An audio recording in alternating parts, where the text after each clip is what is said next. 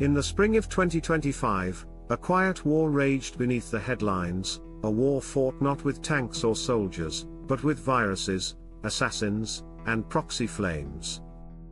The covert conflict between Iran and Israel had escalated into one of the most intense and dangerous intelligence showdowns of the decade. It began with a silent explosion. On March 9, at 2:14 a.m., a precision blast rocked a military compound near Isfahan, Iran. The site, believed to be a drone manufacturing facility operated by the Islamic Revolutionary Guard Corps, was engulfed in fire. Iranian officials blamed an internal malfunction, but satellite imagery revealed the signature of a directed kinetic strike, likely a microdrone-based sabotage operation. Mossad's fingerprints, though invisible, were everywhere. Just 12 days later, on March 21, a top Israeli cybersecurity engineer working with the Ministry of Defense was killed in a car explosion while driving through Herzliya. The bomb, embedded deep within the vehicle's undercarriage, had been detonated remotely, a tactic used previously by Iranian operatives.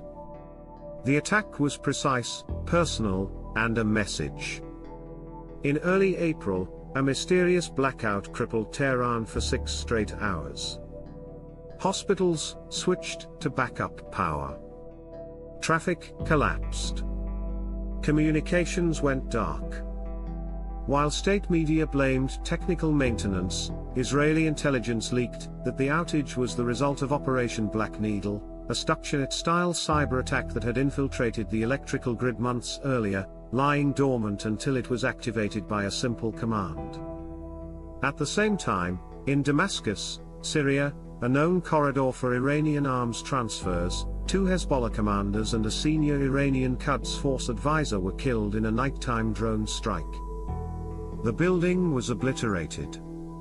Israel did not claim responsibility, but its military had made no secret of its red lines in Syria. The attack had all the hallmarks of an Israeli retaliation. Iran's response was swift but shadowy. In late April, Shin Bet foiled an Iranian-backed plot to poison the water supply of an Israeli kibbutz near the Gaza border. 3 Palestinian operatives had received instructions through encrypted channels linked to IRGC's cyber units. They were caught with chemical vials and detailed maps.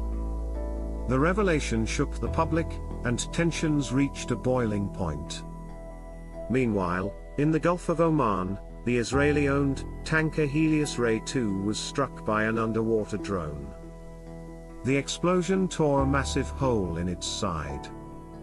Iran denied involvement, but Western naval analysts pointed to an IRGC prototype drone recently tested in the same waters. Maritime sabotage was back, and with it, the threat of a wider confrontation. But the most audacious act came in June. A high-ranking Mossad officer was lured to Vienna under the pretext of meeting a European source. Instead, he was ambushed outside his hotel and severely wounded. European intelligence sources believe Iranian operatives coordinated the hit with local mercenaries. The officer survived, barely. But the operation marked a dramatic escalation. Iran was now targeting Mossad officers abroad. In July, Israel struck back. In a covert raid dubbed Operation Ember Veil, a Mossad-led unit sabotaged a secret Iranian weapons convoy moving through Iraq towards Syria. Explosives planted beneath the highway erupted just as the trucks crossed a narrow pass. The convoy was destroyed. Among the wreckage were advanced missile components marked for Hezbollah. Iran vowed revenge, again. Yet the most dangerous part of this shadow war wasn't the explosions or assassinations. It was the unknown. Both nations had begun waging a parallel cyber war, infecting infrastructure, stealing blueprints, disabling satellites, and probing each other's red buttons. A miscalculation, even a technical glitch, could now spark an open war. By August 2025, the international community watched nervously. neither Israel nor Iran wanted full-scale war, but neither was backing down. The battlefield was global, the methods silent, and the stakes higher than ever. In the age of AI, drones, and deepfake diplomacy, this was not just a regional rivalry, it was a new model of warfare. A war where shadows do the killing.